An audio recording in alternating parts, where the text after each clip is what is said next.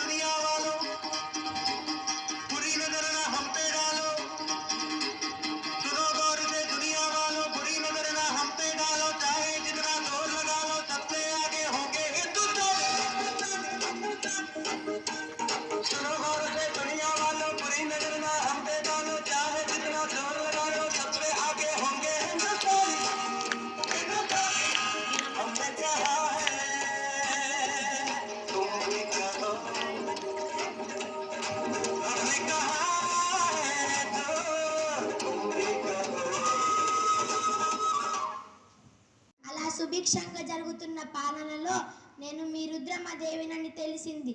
అప్పుడు నన్ను ఒప్పుకోలేరు. నేను ఎదిగాను. సామంతులు నన్ను నిలదీశారు.